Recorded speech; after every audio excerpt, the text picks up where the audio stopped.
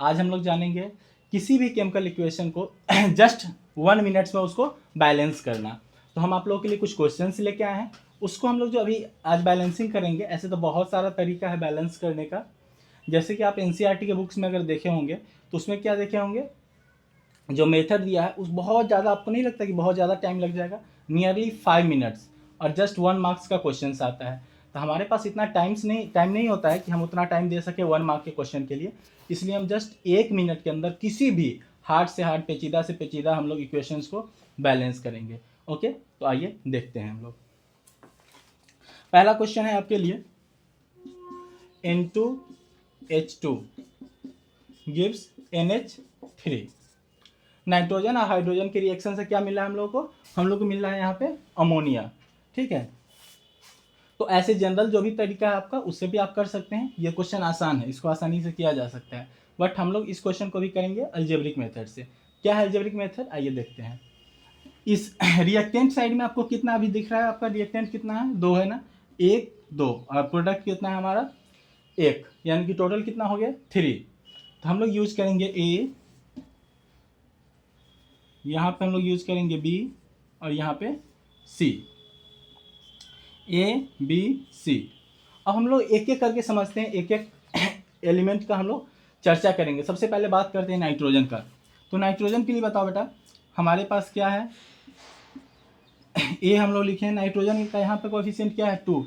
2 से जब इसका मल्टीप्लाई होगा तो क्या हो जाएगा? 2A। नाइट्रोजन की बात कर रहे हैं। राइट साइड में देखो, नाइट्रोजन के सामने सी लिखा हुआ है, नाइट्रोजन अकेला है ना, तो सी बन जा सी। यहाँ लिखेंगे हम लोग student 2A equal to C. Clear है? 2A equal to C, nitrogen की बात कर लिए। अब हम लोग बात करते हैं हाइड्रोजन की। तो रिएक्टेंट साइड में देखिए, हाइड्रोजन से पहले बी लगा हुआ है, और इसका कोएफिशिएंट इसके मल्टीपल में क्या है? 2, यानी कि क्या बन गया ये? 2B। और यहाँ हाइड्रोजन की बात करो तो क्या है? 3, और सी से मल्टीप्लाई हुआ तो क्या हो गया? 3C। अब क्या करना है? अभी आप लोगों को लग रहा होगा कि सर आपने बोला 1 मिनट में बन जाएगा, और 1 मिनट तो आपका होने वाला है। एक्चुअली अभी 1 मिनट में नहीं हो पा रहा है, क्योंकि हम आपको समझा रहे हैं, इसलिए मुझे टाइम लग रहा है।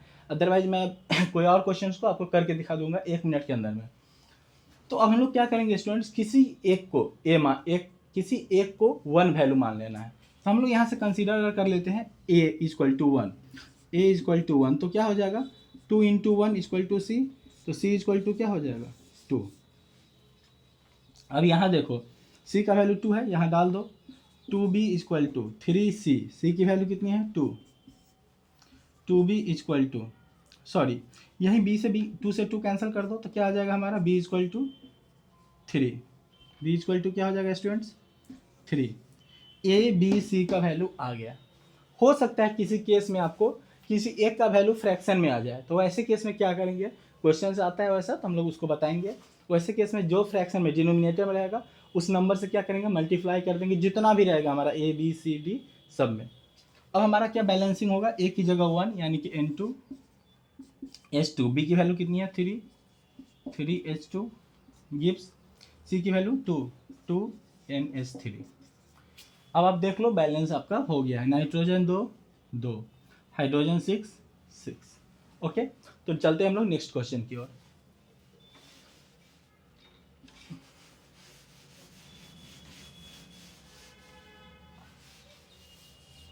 नेक्स्ट क्वेश्चन क्या है स्टूडेंट्स? नेक्स्ट क्वेश्चन है हमारे रेस्पिरेशन से रिलेटेड है।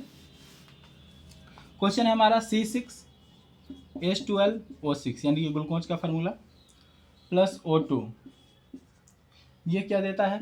CO2 plus H2O।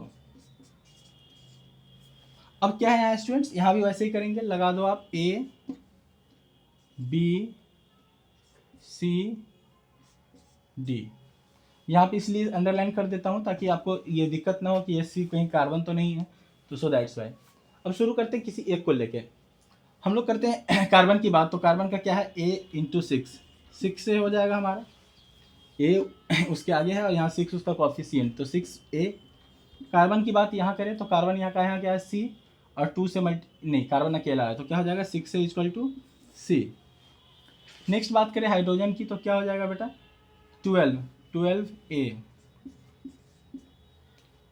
Is equal to यहाँ क्या है आपका हाइड्रोजन कितना है, डी है, और यहाँ 2 है तो 2D। अब अगला अगर बात करें हम लोग ऑक्सीजन की, तो ऑक्सीजन के लिए बात कीजिएगा तो ऑक्सीजन आपका देखो इधर भी 2 है, दोनों दो प्रोडक्ट में आपका है, इधर दोनों रिएक्टेंट में भी ऑक्सीजन है। उसको 1 मिनट के लिए छोड़ देते हैं, पहले इसको हम लोग सॉल्व करते हैं, देन उसको हम लोग देखते हैं। ए की वैल्यू अगर हम लोग 1 लेते हैं, A=1। अब आप बोलोगे सर आप हमेशा ए की वैल्यू 1 लेते हो, क्या ये कंपलसरी है हमेशा ए की वैल्यू 1 लेना? तो ऐसा बिल्कुल भी नहीं है, कंपलसरी नहीं है। आप किसी को भी अगर सी की वैल्यू 1 लेते हैं तो हमारा ए का वैल्यू क्या आ जाएगा 1/6, फिर इसको 6 से मल्टीप्लाई करना होगा। सो दैट्स वाई ए की वैल्यू हम लोग क्या ले लिए 1, तो हमारा क्या हो जाएगा 6 × 1 = सी, सी = क्या आ गया हमारा 6।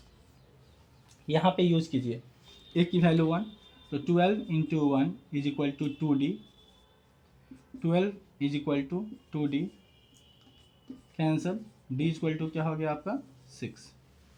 ओके स्टूडेंट्स, अब बात कर रहे हैं बी का, बी का वैल्यू नहीं पता चला, तो बी के लिए ऑक्सीजन के लिए बात करें तो यहाँ 2 ऑक्सीजन है तो 2B, प्लस यहाँ देखिए 6 है तो 6A, एरो 2C, और प्लस यहाँ देखिए क्या है D। अब क्या है 2B 6 है 2C + D। अब आपके पास सब सारे वैल्यू पता है सिर्फ B के अलावा, तो वैल्यू को यहाँ कर दीजिए पुट, तो 2B = क्या हो जाएगा स्टूडेंट 6A 6 × 1, इधर क्या है आपका, इधर आपका है 2C, C की वैल्यू कितनी है 6, तो 2 × 6 प्लस D की वैल्यू भी कितनी है 6, 2B + 6 = 12 + 6, 6 से 6 कैंसिल, आपका क्या आ जाएगा B = 12/2, यानी कि B की वैल्यू आ गई 6। अब आप देख लो A B C D सबकी वैल्यू आ गई है, फ्रैक्शन में कोई वैल्यू नहीं है तो कोई दिक्कत हमारा है नहीं, just put the value. A की वैल्यू 1 तो क्या हो जाएगा हमारा C6 H12 O6 plus oxygen B की वैल्यू कितनी है 6 O2 गिव्स CO2 के पहले C है, C की वैल्यू 6 CO2 प्लस D की वैल्यू कितनी आई है 6, तो 6 H2O, ये आपका इक्वेशन हो गया बैलेंस। एक और क्वेश्चन देखते हैं, उसके बाद बाकी क्वेश्चन मैं पिन का कमेंट में डाल दूंगा और डिस्क्रिप्शन बॉक्स में, आप वहां से जाके देख के क्वेश्चन का प्रैक्टिस कर सकते हैं। और ज़्यादा क्वेश्चन की प्रैक्टिस के लिए या किसी और तरह का इन्फॉर्मेशन चाहिए तो आप कमेंट कर दीजिएगा, और बाकी आपका जो जो भी आपको कंटेंट चाहिए वो आपको व्हाट्सएप का जो हमारा ये चैनल है उस पर आपको मिल जाएगा, तो आप व्हाट्सएप पे जाके वहाँ ज्वाइन कर सकते हैं। कमेंट में भी और डिस्क्रिप्शन बॉक्स में भी आपको व्हाट्सएप के चैनल का ज्वाइन का लिंक मिल जाएगा। Move to the next question. Next question हमारा क्या है स्टूडेंट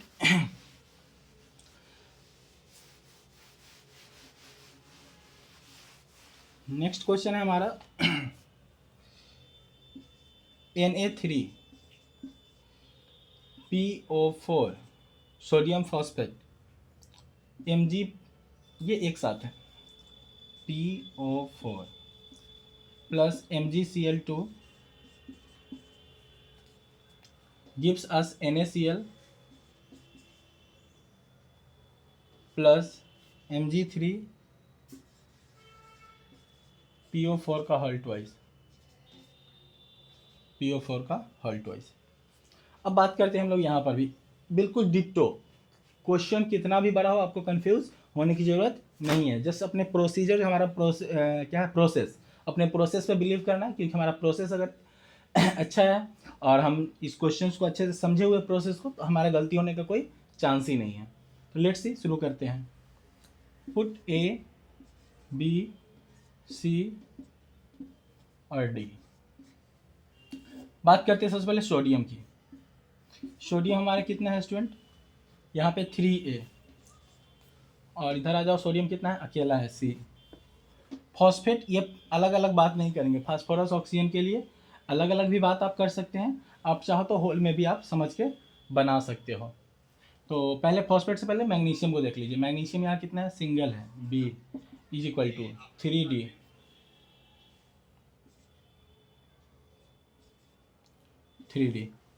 मैग्नीशियम हो गया। अब क्लोरीन की बात करते हैं। क्लोरीन का कितना है बेटा, यहाँ B है, यहाँ 2, तो 2B is equal two chlorine यहाँ कितना है C सिंगल। अब देखो ABCD सारा आ गया है। फॉस्फेट का अगर हम चर्चा नहीं भी करें तो भी मेरा फॉस्फेट ऑटोमेटिक बैलेंस हो जाएगा, क्योंकि अलजेब्रिक इक्वेशन का यही तो एक फ़ायदा है ना कि आपको हर एक पे ध्यान नहीं देना। अगर आपके उसके कोफिशिएंट जो लगाए हैं A B C और D, अगर उसको आप अच्छे से कर लेते हैं तो आपका सारा टेंशन खत्म। लेट्स सी, हम क्या बोले, किसी को 1 मानना है यहाँ भी A को हम लोग 1 मान लेते हैं, A इक्वल टू 1, तो आपको रिजल्ट क्या मिल जाएगा, 3 × 1 equal to C, C equal to 3। अब बताओ, अभी मैं इतना लिखा हूँ 3:1, या अगर हम नहीं भी लिखे तो आपको पता नहीं है कि हाँ A की वैल्यू 1 है तो C की वैल्यू क्या हो जाएगी, 3 हो जाएगी। तो आप इस तरह से अपने टाइम को बचा सकते हो। C की वैल्यू कितनी आ गई है, 3 आ गई है। C की value 3, 2B equal to C की वैल्यू 3 है, तो B की वैल्यू क्या आ जाएगी, 3:2। ये वही क्वेश्चन है जिसका हम तलाश कर रहे थे। आ गया ना फ्रैक्शन में, तो हम क्या करेंगे, इसका डिनोमिनेटर क्या है 2, 2 से करेंगे इसको मल्टीप्लाई, 2 से 2 कैंसिल, B हमारा हो गया 3, और यहाँ भी कर देंगे हम लोग इसको भी 2 से मल्टीप्लाई, तो C हमारा क्या हो जाएगा 6, और A को भी करेंगे 2 से मल्टीप्लाई, ये हमारा क्या हो जाएगा स्टूडेंट 2। हम क्या लेके चले थे, 1 लेके चले थे ना। तो बोला ना, ये ज़रूरत नहीं है कि आप किसको क्या मान रहे हो, किसी को भी आप ये मानो, C को भी अगर 1 मान के चलोगे तो भी आपका क्वेश्चन बन जाएगा, गारंटी है इस बात की। अब देखते हैं इसमें हाँ बोलोगे सर D की जो वैल्यू आएगी उसमें भी 2 से मल्टीप्लाई करना है, तो नहीं करना है। क्यों नहीं करना है, क्योंकि हम लोग ABC अभी सिर्फ फाइंड किए हैं। अब D जो फाइंड कर रहा है वो ऑलरेडी 2 से मल्टीप्लाई करके जो वैल्यू आ रहा है उसी का यूज़ कर रहे हैं, सो दैट्स वाई। तो B की वैल्यू हमारी न्यू वैल्यू क्या आई है बेटा, 3 है, तो यहाँ लिखेंगे 3 इक्वल टू 3D, 3 से 3 कैंसल, D इक्वल टू 1। ठीक है स्टूडेंट्स, तो आई होप कि आपको समझ में आ गया होगा, और आप अपनी राय कमेंट बॉक्स में दे सकते हैं। बाकी व्हाट्सएप चैनल को ज्वाइन कर लीजिए किसी भी तरह के इन्फॉर्मेशन के लिए, वहाँ पे हम रेगुलर अपडेट करते रहते हैं CBSE के रिगार्डिंग। और अभी 10th बोर्ड के एग्ज़ाम के रिगार्डिंग हम साइंस और आपका इंग्लिश के कंटेंट पे पूरा ध्यान दे रहे हैं। मैथ्स के कंटेंट पे हम ध्यान देंगे आफ्टर फ्यू डेज, तो अभी फिलहाल हम साइंस और इंग्लिश का कंटेंट पे ध्यान दे रहे हैं। Okay bye.